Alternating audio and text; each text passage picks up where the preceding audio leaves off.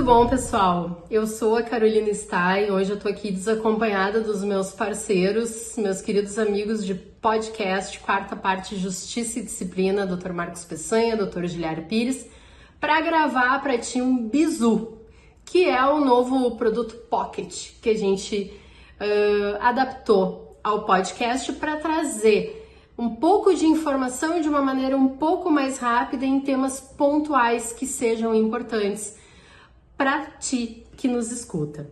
Então vamos ver como é que eu vou me sair hoje aqui sozinha, mas eu vou falar sobre imparcialidade. A gente tem ouvido falar bastante sobre imparcialidade na história recente brasileira, imparcialidade judicial, e quando a gente fala sobre imparcialidade, o que a gente quer dizer com relação à imparcialidade?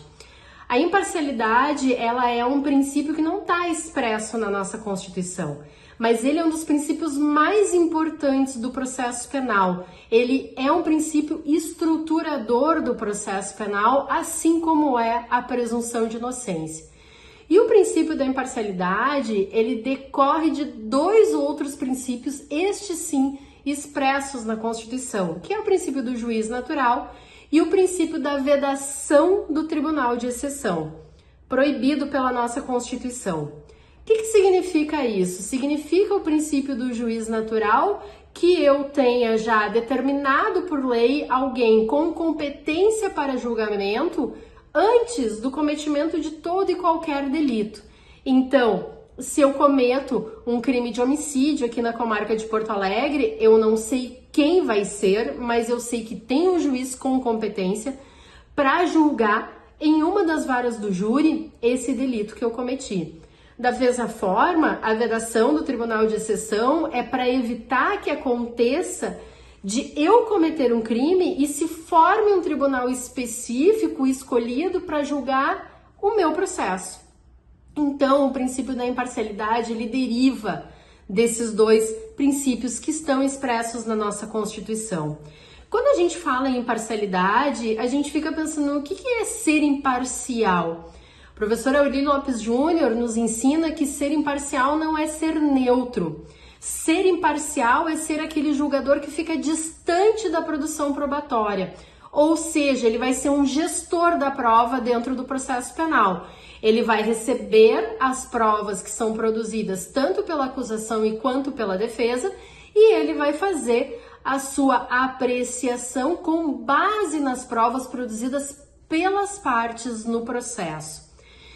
Para além do processo penal, se a gente vai trabalhar com processo administrativo sancionador, a gente também vai acabar se deparando com a observância da imparcialidade. Por quê? Porque aquela autoridade que vai julgar o procedimento, que vai fazer a análise do procedimento, seja um processo administrativo, seja um IPM, em tese seria interessante que não fosse a mesma autoridade que fez a portaria de abertura desses procedimentos. Por quê? Porque aquela pessoa que participou já de um momento anterior, que tem contato com os elementos daquele processo administrativo, de certa forma, ela entra já contaminada antes da possibilidade da manifestação da defesa.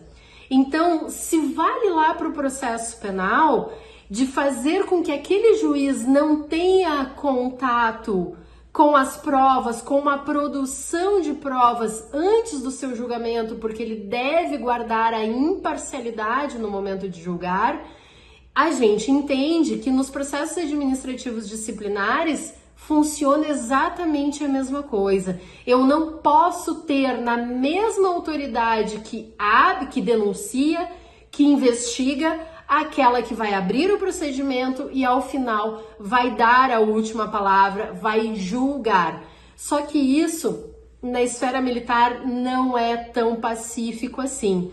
Mas a gente tem que continuar tentando mostrar essa questão da contaminação que pode ocorrer em eu tendo uma autoridade que participa de todos os papéis dentro de um processo administrativo disciplinar e ao final é quem vai dar o parecer pela sanção, pela aplicação de uma sanção ou não. Então, rapidamente, nesse bizu, eu vim falar contigo aqui um pouquinho sobre imparcialidade. Espero que tenham gostado. Tchau, tchau!